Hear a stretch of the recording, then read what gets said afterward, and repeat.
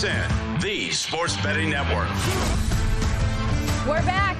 And I mean, not only the show, but the NFL as well. All 32 NFL teams at training camp as of today, alongside Michael Lombardi. Stormy Buonantony with you as we welcome you into this Thursday edition of the Lombardi Line, presented by DraftKings. Coming up in a little bit, we're going to have some fun with No Way and No Doubt.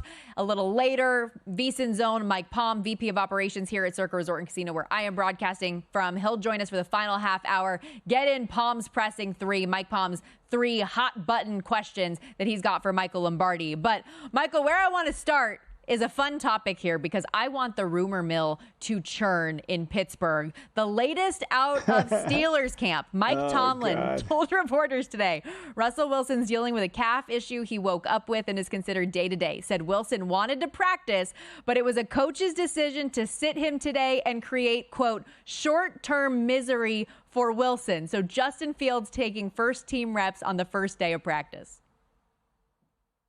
Well, I mean, why not, right? I mean, I'm sure his MVP odds are going to go through the roof now. Watch it, Stormy. He's going to be MVP of the league. You know, watch it. People are going to bet him. He's going to go down to 5-1 soon. You know that. I mean, wherever Justin goes, MVP voters go. It's amazing. It's almost like he carries delegates with him. Oh, that's a whole other subject. But anyway, look, here's the reality. He needs all the reps he can get, right? I mean, like, that's just, he's going to need to get those reps. And Russell, I think really the question for Pittsburgh is, can they get production out of these quarterbacks this year? Because for as bad as they were last year, and this is kind of an interesting thing about the Pittsburgh Steelers. As bad as they were last year, they lose to the New England Patriots. They lose to the Denver. They lose to Arizona Cardinals at home. I mean, think about those two. They won 10 games and made the playoffs. If they don't lose to those two bad teams, they're in. But they won 10 games against some teams you can't. And I think ultimately it's going to come down to can they continue to play mistake-free? Because for all their faults offensively, for as bad as they looked last year, they were able to protect the football. And by not turning the ball over, kept them in these games as bad as they were. That's how they won 10 games. They protected it. They were 30th in drives ending in turnovers, which is high for a team that only had 7 fumbles and 9 interceptions. Think about that. Michael, they only turned the ball over 16 times, and yet they finished 30th in drives ending in turnovers. Yep. If they take care of the football, and Russell Wilson or whomever is playing quarterback, quite frankly, just produces at a respectable level at quarterback, this team could be really good because if we know the successes they could have on defense, unfortunately, the schedule for them, especially the back end of the season, is going to be tough playing as many division games as they do. Win total for the Steelers sitting at 8.5. As far as the division goes, 8-1 long shot, plus 185 to make the postseason for the second year in a row. And it is an interesting conversation, I think, in Pittsburgh, just in general, offensively, when you think about Wilson and Fields and Arthur Smith leading the way as an offensive coordinator, all guys that were fired from their last spots trying to rebuild their reputation. Okay, now a guy that does not need any reputation rebuild, a stud, the reigning MVP, Lamar Jackson, was also not out there on the field. He had just 1 hour played in his return to Ravens practice yesterday. He's missed the first 3 days of Ravens training camp with an illness and left midway through yesterday's practice. Today's the first team day off that they have, so he'll get a little bit of time to rest. But, get some airborne, my guy. I feel like every year we're dealing with some sort of an illness with Lamar Jackson. What's going on? Yeah, I mean, seriously, I don't understand it. I mean, if this would have been 3 years ago, we'd have shut down the practices. It would have been COVID. Yeah, right. Everybody would have stayed home, right? I mean, come on. Look, it's early. He's got to have to figure out. I'm interested to see this Ravens team, especially with Derrick Henry in the backfield, and how they've configured this offensive line, what it looks like, and how all these pieces are going to fit with the offseason, especially with Zach Gore taking over as the defensive coordinator. Yeah, I know you definitely have a lot of questions on the defense because Well, it's a coach, right? Mike McDonald made a massive impact, and we gave you the numbers in hour one, which, by the way, if you missed any of the first hour of the show, a lot of those key headlines, you can always download the Lombardi Line in podcast form wherever you get your podcast. But we talked about how stout that Ravens defense was last year under his guidance. So will they take a step back, especially considering they lost some pieces as well? Let's move forward to Buffalo here, where you might remember last week or the week before, Jeremy Fowler of ESPN had an article out, and you heard an anonymous quote from somebody in a front office calling Josh Allen overrated. Here was Brandon Beane's response to that on the podium yesterday. Sal, there's idiots everywhere. There are people that did not, we all are well aware when Josh came out, there are people that thought he was a bust or would not make it for all the reasons that they've listed over the years. And I just think anytime someone thinks they got a crack, they're going to say, see, I told you so. See, they're looking for things. You can look at any player in any sport and point out negatives. No one is God or a robot. But Josh's positives don't even come close to the negatives. Michael, I love how that started, by the way. There's idiots everywhere. Like, put your name to something if you're going to say it. But when it comes to Josh Allen, we've had this conversation a lot. How many teams in the NFL wish they could have him on their team? Correct. And I was one of those people that didn't think he was going to be able to do what he's done because his accuracy in college wasn't very good. And it's improved. And I don't pick on his accuracy anymore because it's greatly improved. And now he is the hardest man in the league to tackle. You can't get him on the ground. He's rushed for 17 touchdowns. Without him in the red zone, they may not score a touchdown. I mean, he gets the ball in the end zone for him. So Brendan's right. There are idiots. If you can't learn from your mistakes or your critique of a player, then I think, to me, you're not a very good scout. And if you want to pick on one thing he does poorly, look, his interception percentage is too high for a good quarterback. But good quarterbacks want to take chances. It's like the center fielder in baseball who doesn't have any errors. It means he doesn't get any balls. When you got a gun like Josh Allen has, you're going to try to get the ball in somewhere. And usually he does. And so you live with some of the mistakes he has to make. It's not saying it's perfect, but you can. But Brandon's right. There are idiots everywhere. Obviously, those mistakes were limited more when he was being coached by Brian Daboll. Is there anything that, about that relationship that helped Josh Allen as much, or is there something specifically you noticed about his game that he can do to rein that in? I think they were more of a six-back a team. I think they ran the ball a little bit more with him from the field. When they get in the red zone, he's the threat, right? I mean, they want to run him down there. But I think, to me, when early with Brian, he was willing to take what the defense was giving him. And I think now, there's a sense. I mean, remember last year they got, they had to win every game down the stretch to make the playoffs. They ended up winning the East, but there's a point in time where it didn't seem like it was going to be that way. And I think sometimes he's trying to take chances and help his team win. When I've said this, when he plays point guard and dishes, they're a better offense. When he plays point guard and scores, they're not the same team. And I think that's one of the reasons why he has a higher turnover percentage. But I think he can certainly correct that. Look, the guy's dynamic. I mean, like I said, he's rushed for 15 touchdowns in the red zone. I mean, think about that, Stormy. I think the team had, for the whole team, they only had 22 touchdowns rushing. They had 22 touchdowns rushing. He had 15 of them. Yep. Third shot in the league to be the MVP this year as well, for a reason. Patrick Mahomes, your favorite, at plus 475. CJ Stroud, plus 850. But Josh Allen and Joe Burrow both right there at 9-1. Okay, last couple minutes here. One of my favorite things that we've been doing throughout the course of the offseason is asking you, Michael, what's on Michael's mind today? So what can't you get out of your head this Thursday? Well, I think Tampa Bay's been disrespected. I saw Todd Bowles' quote this morning where he said this is going to be the fastest team he's had defensively. And, Mike Somich in the last block, he does a great job, but he was talking about how old they are on defense. They only have one player over the age of 30 on their defense. They're young on defense. They're not old. They're young and they're fast. Todd's right. they're going to be explosive. And I think if Vita Vea, who's lost a lot of weight this year, to go along with Cansey, the kid they drafted in the first round, they've got Logan Hall on the defensive front to go along with Tyron from Washington. I mean, this is a good defensive front. Can't run the ball on them, Stormy. It's very challenging. Teams come out there with the third team in the National Football League and facing rushing attempts because it's hard to run the ball on them. You got to try to throw it. And they're physical up front, and that physicality is really good. Look, you know, when they can score, when they can get that offense going, if they can play better in the red zone, which they were 30th in the red zone last year offensively, and if they can score more than 20 points, this team will win the North again.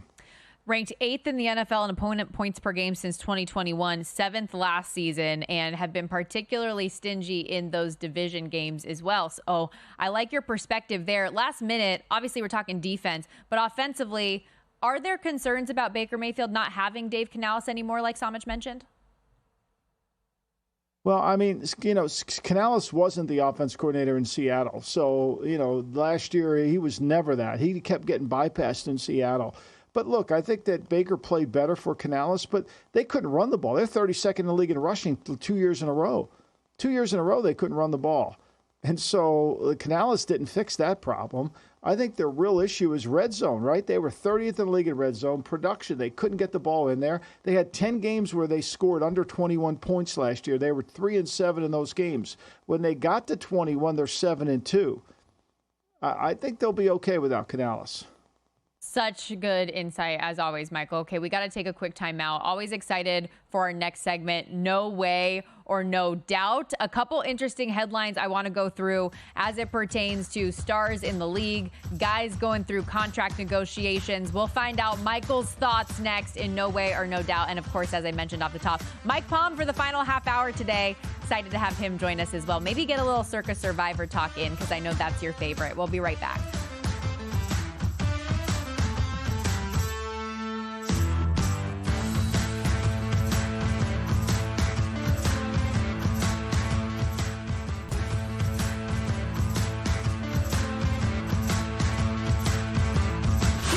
This is the Lombardi Line with former NFL executive Michael Lombardi. Now here is your host, Stormy Bonatoni, on VSiN, the Sports Betting Network.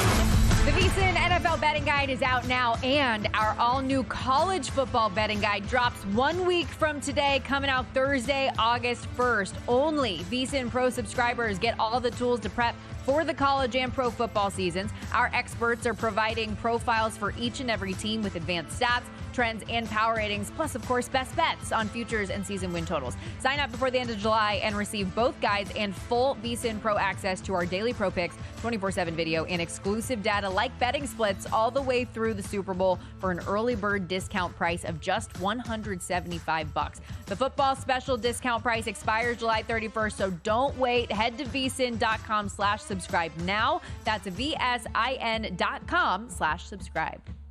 Do you disagree with these takes? No way. No way. Or do you approve? Oh, no doubts. No doubt. No doubt in my mind. No diggity, no doubt. It's time to ask Michael Lombardi. No way or no doubt. All right, Michael, whether it is now, whether it is next season, whenever it happens, Dak Prescott is going to be a very rich man. But my question to you, no way or no doubt, that's true, Dak Prescott will be a free agent next year. What do you think? No way. I don't see it. I can't imagine. I can't imagine. The only way that happens is if they believe Trey Lance can be the answer. And I can't believe they believe that. I've talked to people in Dallas, and nobody seems to think that's the case. So I think, you know, what'll happen is, like what happens with a lot of teams, they'll bring a new coach in and they'll try to win with another coach, another regime, and try to keep Dak. But again, I said this on the GM Shuffle today, part of what fans don't understand about signing a player or not signing a player or paying Dak is, what does the team around them look? You have to model it out. So what you typically do is, if I pay Dak and his cap number is $60 million, what do I look like for the rest of the team? And I think that's what Jerry's trying to figure out. If they don't get a deal done, though, because if you're Dak at this point, are you just saying, okay, you guys clearly aren't working as hard as you want to. I'm not even going to answer the phone for you now. Let's go through the season. I'll bet on myself like I have in the past. You can't franchise tag me. I can test the market. Maybe I'll still end up in Dallas, but I can test the market and see what other teams think I'm worth and see what they're willing to pay me. Right. Yeah, I mean, but typically, quarterbacks never leave, right? I mean, they typically, when you're in a good situation, and look, Dak played his best for Mike McCarthy last year. And there's no question about that. He played his best. I can't imagine him leaving. Okay. Let's go to Lamar Jackson, who is the defending MVP, two-time winner of the award individually, but nothing quite has happened for him as a team just yet. The playoff record is not good, and he's still in search of his first Super Bowl. No way or no doubt, Lamar Jackson will win a Super Bowl in the next 5 years. Yeah, I'm going to say no doubt he will. He has to, right? I mean, he's going to break through it. It's not his fault they didn't call any run plays. Look, I think they understand him. They're getting to understand him better and better. For me, I think he will. I have great respect for his talent. I have great respect for his ability. I don't think he shies away from the competition. I think certainly he'll play well in big games, and I expect him to win one. Third shortest shot on the board to win a Super Bowl in 2025, Baltimore Ravens at 10-1, behind only the Chiefs at 5-1 and the 49ers at 6-1. Now, we talked a lot about the Bucs today, giving them some love on what could be to come on defense. But how about offensively? Let's go to Mike Evans here, who extended his record of 1,000-yard seasons last year with 10. The Bucs wideout is now looking for a similar year and going to pull away and tie and break Jerry Rice's record. No way or no doubt, Mike Evans will break Jerry Rice's record of 1,000-yard seasons. What do you think? Yeah, no doubt. I think he will. I mean, look, he's got 17 games to do it in. He stays healthy. He's durable. I think if the Bucs can get their offensive line thing squared away, which is always problematic for them, I think he certainly can, because he's still, look, Mike Evans has never beaten you with vertical speed. He's beaten you with power, and power doesn't go out of style. Speaking of pass catchers, there is a couple that are trying to get new deals done. Obviously, Justin Jefferson secured the bag, but CeeDee Lamb on the horizon. Brandon Ayuk trying to get a new deal. Jamar Chase, although we did see reports that that's unlikely this season. No way or no doubt, Jefferson will remain the highest paid wideout in the NFL this entire season. What do you think? Oh, I think he will. I think he will, because I think ultimately it's hard to count the deal, right? I think it's really hard to count what it's 32 or 35, and I think he'll stay that way. I really do. So CD, even if he gets a deal done, you don't think it's going to exceed Jefferson? And I mean, the numbers. I think it's going to be less than Jefferson. Okay. Yeah. I was going to say the numbers statistically. I think the only one who could beat him. Go ahead. No, go ahead. You go. If you finish. I was just saying the numbers statistically bear out that Jefferson is the better receiver, right? Like, even with the time off that he has made, despite what CD did being the number 2 guy in the entire league last year, Jefferson's overall numbers are better. But finish your thought. I just think, for me, I think ultimately, Jefferson, it's hard to beat that number. Tyreek Hill would be the only one who could make the case to beat it. Oh, and what a segue that is for our next one, Michael, because Tyreek Hill, yes, is trying to get a refigured deal out there in Miami. Tua Tagovailoa also trying to get a contract himself. No way or no doubt, Hill gets a deal done with the Dolphins before Tua. I think there's no doubt he'll get one. I mean, Tua needs him. Tua should be rooting for it. I mean, you take Hill off this team, what's Tua? I mean, really, they'll double Waddle, and then where's the ball going? Tua's going to be holding it. He'll get hit. But look, Hill is the guy. Hill's the guy. Everybody in the league knows it. So, what do you think the number is going to be? Do you have a guess? I think he's going to get. They'll probably guarantee next year, and he'll probably add some money to it. Keep us. I would say probably put him right up there with Jefferson.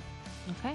While we're talking contracts, if Tua, whether or not Tua gets his done, doesn't matter. We know Jordan Love is going to, and we have heard repeatedly that it was going to be done prior to training camp. We're at training camp. It's not done yet. We hear from Adam Schefter. It's going to get done by the end of the week, potentially, and he could be the highest paid player in NFL history. What does Michael Lombardi think? No way or no doubt, Jordan Love will be the highest paid QB in NFL history with his deal. No doubt. I mean, look, Adam doesn't get it wrong, and the Packers are more than willing to play. The fact that the Packers are willing to let him roam around the field and not do anything, I think they'll definitely get it done, and I think it'll happen sooner rather than later. I think there's no question that by the weekend he'll be the highest paid. Now, again, like you said in your storm warning, it doesn't make it right. It just makes it. Expectations for Jordan Love and the Packers this year, Michael. Like, how far do you think Jordan Love could take it, given the schedule and the division with which they play in? I mean, they're really, when you go through the numbers, Stormy, they're good. I mean, the problem is their run defense has been so poor, right? Last year they gave up 4 games of over 100 yards rushing, 200 yards rushing. They've got to do better, and for me, I think they can, but right now, I think that's Jeff Hafley. But offensively, the third best offensive line in football in terms of pass protection. If Jacobs is healthy, why can't he be a good player?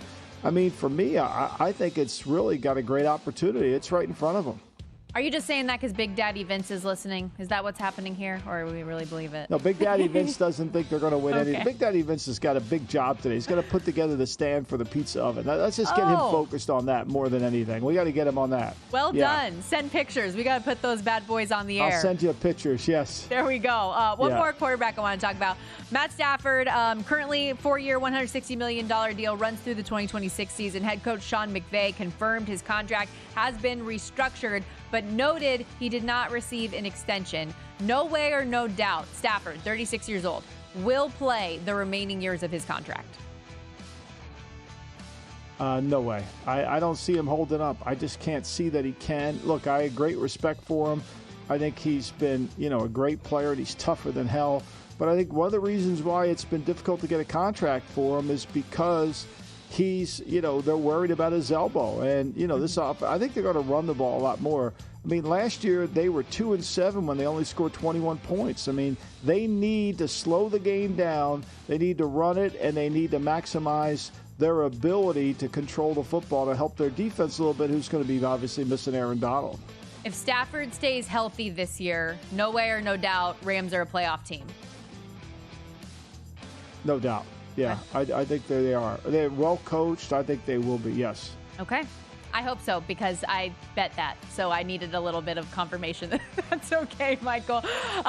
We have Mike Palm coming up next here on the Lombardi Line. So I'll end on this note, because obviously Circa Millions, Circa Survivor are going to be a really hot topic. No way or no doubt, Michael, Stormy Buonantony can contend in Circa Survivor this year. What are you thinking? Can we get more positive vibes out there? No doubt. No doubt she can contend. I mean, you've got everything you need, experience, ingenuity, creativity, the guts to make a tough call. Those are the important things to have. My guy. If you're going to go with everybody else, you're going to lose. Can always count on you. Excited to talk a little Circa Survivor, see where things stand right now in July with Mike Palm as he joins us for the final half hour of the program. Stick around. Lots more to come here on the Lombardi Line.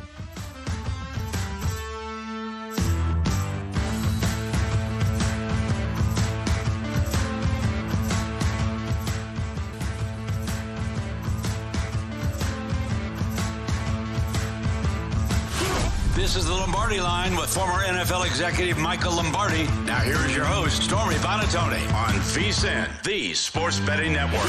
If you like watching and listening to VSiN, make sure you check out VSiN.com. Best bets each and every day from all of our show hosts and analysts.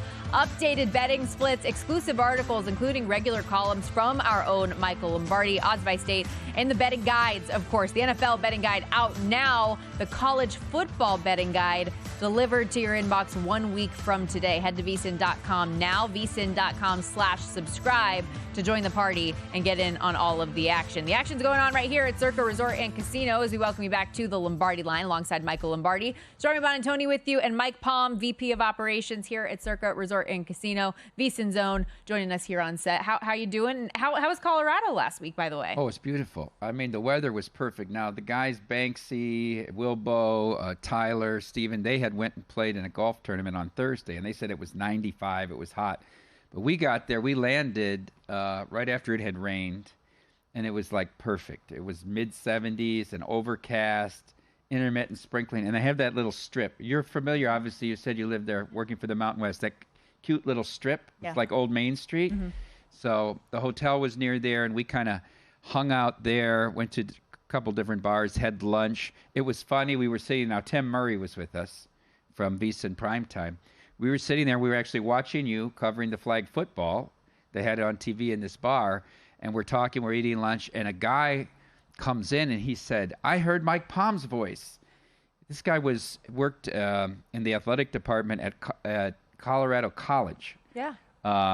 There. He used to be a Division III basketball coach. He's worked there for 7 years now. He's a fundraiser in the athletic department. So he's a huge VSiN fan. So he walked in and sat with us, talked to us for a few hours. The event we went for, Michael, was to raise money for Green Beret widows. So it was all a bunch of the Green Berets there, and a couple families who had lost their soldier, and the kids were there and that. So it was a fundraising event. We went there. We sponsored it. Talked about Circa Sports in the contest, gave away 3 free trips to come here to Circa. But one of the Gold Star families, that's a family that's lost the soldier, actually won the trip. Actually, his oldest son, who just turned 21, won the trip, right? Perfect. And they all said, you're going to take your mom? And she's like, no, let him take his buddies. They just turned 21. Let him have fun. So I told the mom if she wanted to bring the whole family, we'd put them up at the D on a separate trip, But it was for a really great cause, really interesting guys, very different, like how they're organized in their regiments. They're like, they all think something of the other one and have these rivalries and that. It was pretty fun, and I was glad we got to go there and be a part of it. Oh, that's awesome, Mike. That's awesome. And so update us on Survivor and Millions. How's that contest going? Yeah, we're over 2,000 now in the Survivor, so 20% of the way there, obviously, with the $10 million goal. It's pacing 32% ahead, but as Derek warns us, there's 2 less days because of the leap year, actually, when you turn September 1st. So he doesn't think we're off to that big of a lead, and we're approaching 1,000 in the millions. That will still be harder. I think we'll get to the 10, maybe even 12. When I talk to the proxies, there's proxies in the book every day signing their customers up. Some just keep office hours in case someone comes in and needs a proxy. But when I talk to the proxies and I say, how's it pacing for you? It's pretty common.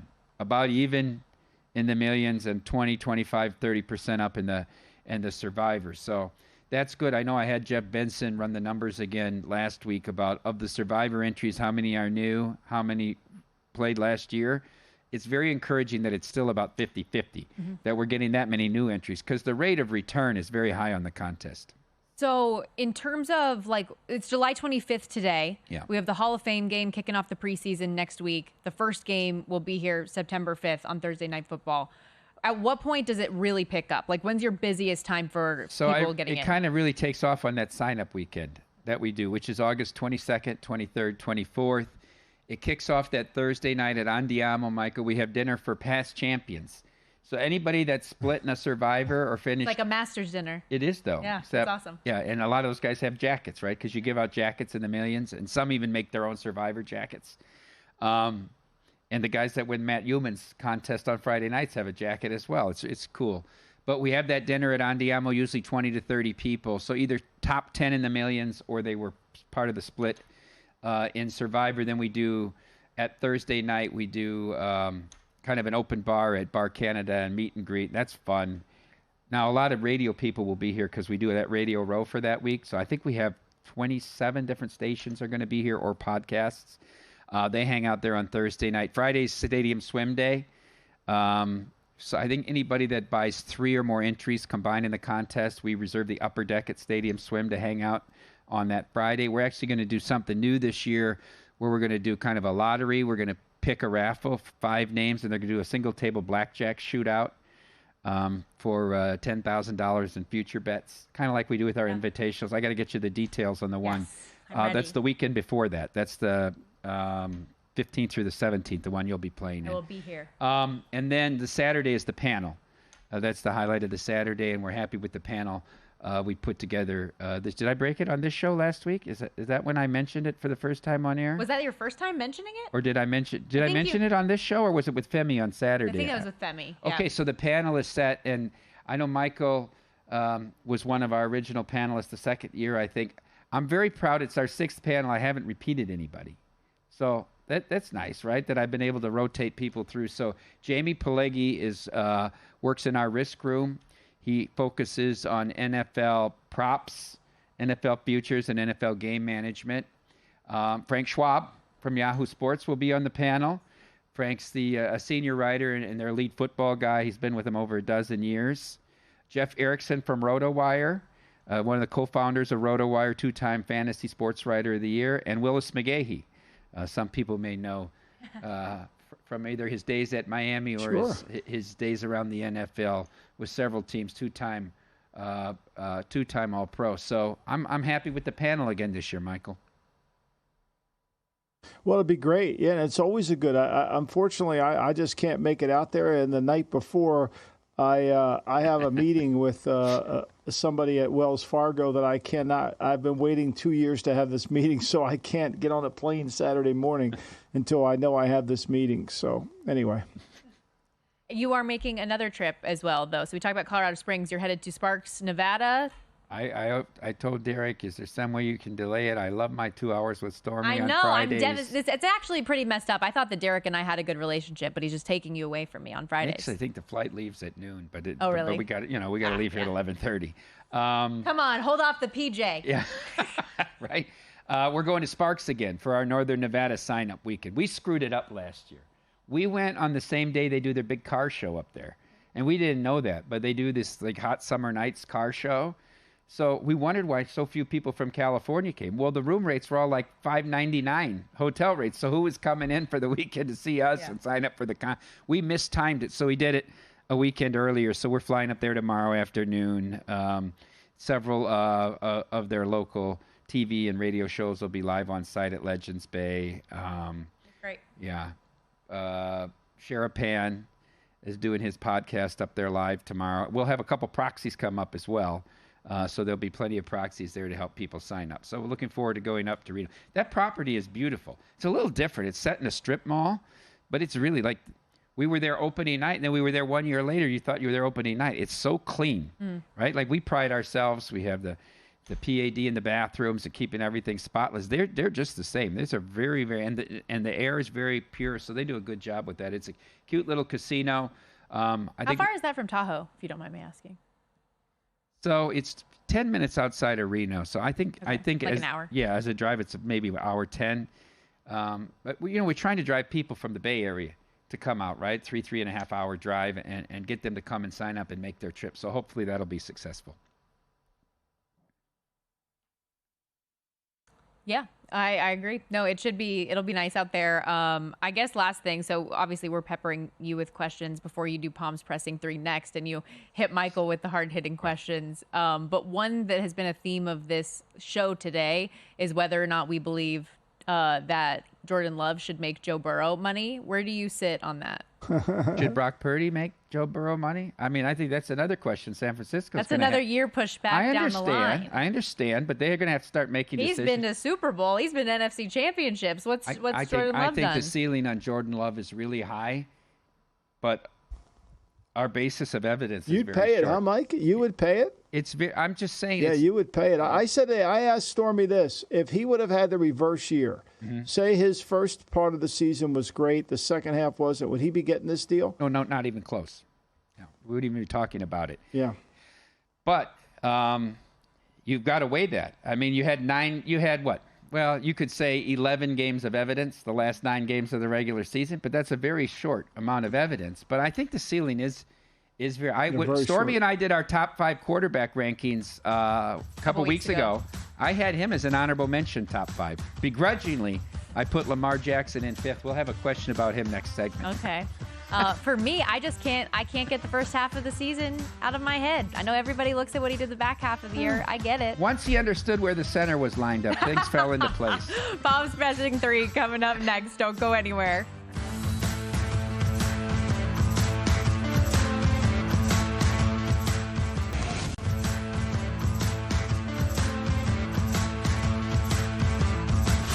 This is the Lombardi Line with former NFL executive Michael Lombardi. Now here is your host, Stormy Bonatoni, on VSiN, the Sports Betting Network. Pressing? Yes, I say it's pressing. This is Palms Pressing 3. My mother told me never to answer a question with a question. Sir, my client has answered every question asked by this committee with the utmost sincerity. All right, Mike Palm, let's do it. Palms Pressing 3. Okay, Michael, question number 1. There's no disputing that the NFL is king amongst the American sports, and it also drives a large and significant part of our economy. But is there anything in your mind that threatens to knock the NFL off the throne? And I'm going to give you a list of choices. You can say one of them, multiple, or none of the above. But here are things that I think that peck away at the reign of the NFL. The proliferation of games being taken out of the country. The saturation of playing games almost every day of the week. The eradication of physical play through penalization. The transition of local ownership to hedge fund companies. Gambling suspensions, contract hold-ins, and the cost of NFL TV packages on multiple networks. Anything have a shot to disrail this? What's the most serious concern in your mind? Well, I think anytime you get corporations involved and hedge funds come in and you eliminate the mom and pop operation and you go to, all these compliance things, that certainly could throw a wrench into it. But none of the other ones. I thought you were going to mention concussion protocol, which has always been. Malcolm Gladwell 5 years ago went on his podcast and said that, most of these football stadiums in the next 50 years will look like the Colosseum in Rome, empty. I don't know where he came up with that, but that's what he came up with.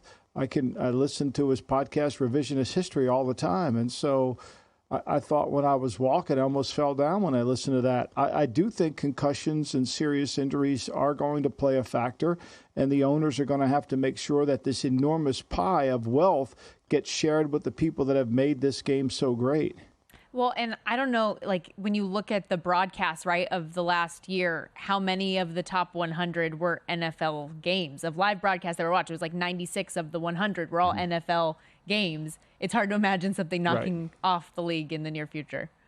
Michael, question number 2. I've been catching up on Receiver. Both Femi and Stormy told me this Netflix show is very good, and it's certainly better than the quarterback one last year. No, it's not a specific comment about the quarterbacks.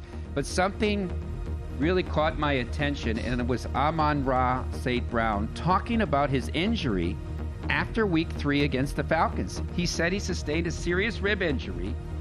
He couldn't walk and almost couldn't breathe, yet that entire week he was never listed on the injury report. In light of that, Michael, I want to ask you, how transparent are teams in actually reporting injuries, and do you think that the Lions will get fined in light of this revelation? Oh, I think they should get seriously fined, and teams do get fined. I mean, this is an absolute, complete violation of the integrity of the game. I think they've got to come down hard on the Lions. Look, if a guy is out there, he's not at practice, and you don't have to tell him how severe it is because obviously he played. So if they listed him at probable and he played, I get that. But you don't have to tell the extent of it. But if they didn't have him on the injury report at all, then it's a huge problem. So yes, I completely agree with all of that in general. But is this something that, Michael, in your experience, is normal?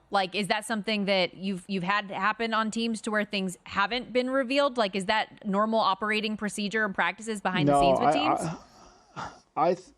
I think the way they've cracked down the last few years, Stormy, they've been more diligent about this, and teams have overloaded their injury report to where it's excess. They don't want to be caught with someone who doesn't play, not on the list. Now, where the fudge element comes into play is, you list a guy as probable or you list a guy as doubtful and he's going to play. Those things are kind of always in question, but to not have the guy on the list when he's got ribs, he's having trouble breathing, he really can't run, and there's nothing you could do for him. It isn't like you could say, "Oh, we're going to do this, we're going to do that." No, you can't. That's a pain tolerance thing that you've got to get through. The NFL is lauded as having the best injury reporting policy, right? We grouse about hockey with the upper body, lower body, no details. The NBA, you don't know who's starting till 10 minutes before the game. Probable actually means doubtful if it's Giannis Antetokounmpo and vice versa. Baseball, they're out 10 or 60. So I think it gets heightened, the scrutiny on this, because of the partnerships with sports gambling, though. because this not only affects the integrity of the game and competition within the league, but also can skew it from a betting perspective when you're covering up injuries and people don't have access to who's going to play. All right, third question, Michael, one of our favorite guys, Lamar Jackson, the COVID kid, back in the headlines again. He comes back to practice with the Ravens, only practices for an hour. Reports of people there at the practice say he walked off the field wearily. There were some reports that he was sick, but Todd Monken said he was 100% fine at the start of practice. Is there any cause for concern with Lamar Jackson only practicing for 1 hour? Yeah, well, I think obviously he's got some kind of bug, and you've got to worry about it, right? I think there's no question that that's got to be a worrisome. Why is he out there? And if he's 100% and then he gets sick, is there something? Does he have a neurological problem? Does he have Meniere's disease? Is he getting off balance? I mean, who knows? I mean, but there's a reason he walked off the field. I think you have to take that as a serious thing. But fortunately, it's only July and there's plenty of time. Mike, I wanted to ask you a pressing question since you brought up Baltimore. What was Justin Tucker's numbers outside of 50 yards last year? I know he had an off year for his standards. What, you got it in front of you, Michael? Right in front of me. They're 1 in 5 outside of 50, which to me is, we both agree he belongs in the Hall of Fame, and he sometimes belongs in the MVP conversation. But my question is, do we think he could be slipping? Well, it's very possible. And usually for a kicker, it's not a gradual slope. It comes off from a plateau and goes down. So I guess that's an area of concern in handicapping, and it's something that I really didn't think about, but I've taken an anti-Baltimore stance this year. But, I mean, I've given the proliferation of reasons why I think the Bengals are going to win that division. I think Baltimore loses. Like you said, Michael, they have guys waiting to play, but they still have to prove themselves. I think they lose a lot on the defensive side from the coordinator going to Seattle, and then a guy who's never called plays before. I mean, that's one thing to be young and be 7 years out of the league, but you've never called plays at any level before. That's a steep learning curve, especially early in the year. Obviously, they get a number 1 schedule. The Bengals had a winning record and get a number 4 schedule, so the Bengals have a big advantage in that respect. I think the Bengals played the best single game of the NFL regular season last year when they went to Stormy's 49ers, and I thought convincingly beat them in that game when they were fully healthy. And then the other thing is, I still think there will be lingering effects of the way Baltimore lost the AFC Championship game, getting down 1 score and completely abandoning their identity as a running team, having Lamar Jackson throw the ball 20 yards down the field on 2nd and 4 and 3rd and 4. I mean, Reed and the Chiefs came out and said it. We knew they couldn't come back in the second half. We were just running the clock out. They totally lost their way. I don't know how they get their way back immediately. So those are the factors where I'm against. Not even considering Tucker. Mike, they panicked, and I agree. See, I think what happens is all these guys that have gotten jobs, I think everybody focuses on the game plan. No, the game plan's easy. It's Monday through Friday. You got plenty of time. Where this shows up is on Sunday at 1 o'clock when stuff starts happening really quick. What do we do? How do we handle it? How do we fix it? Is Gerard Mayo going to handle that? I mean, I don't know. I mean, that's a hard thing to do. It's not easy. It's a little bit like, okay, Brian Callahan's taken over from Mike Vrabel. Mike Vrabel was really good at game management. He was really good at understanding situations. Brian Callahan's going to be calling the offense. Now, let's not forget, when they didn't have Joe Burrow, this offense was 29th in the league trying to run that 3-receiver set out of spread without a quarterback. Not good. But now you got to manage the game, too. That's a hard thing to do. Your guy, Bill Walsh, was famous for his first 25 plays or his script, and the Shanahans as well. But the adjustments at halftime, and I mean, the final drive to go, 13 plays before the catch against that Dallas defense to really vault them in was not part of a script. It was part of an adjustment. Right. And people lose sight of that. That's where Zach Orr, is he going to be able to adjust like Mike McDonald? That's why Anthony Weaver, is he going to adjust like Vic Fangio down there? That's why some of these new offensive, can they adjust? Bobby Babich, now he's got Sean McDermott to help him, but there's concerns about that. You just can't all of a sudden say, oh, well, we're going to be fine. No, it's hard. It's hard. It's fast and furious. You better do it right. Another great palms pressing. This is fun. Fun show today, everybody. Thank you so much for Michael Lombardi, Mike Palm, Mike Somich, who joined us earlier. That's a wrap for us today on the Lombardi Line. But stick around. Plenty more VSiN and DraftKings Network coming up after this. Bye, everybody.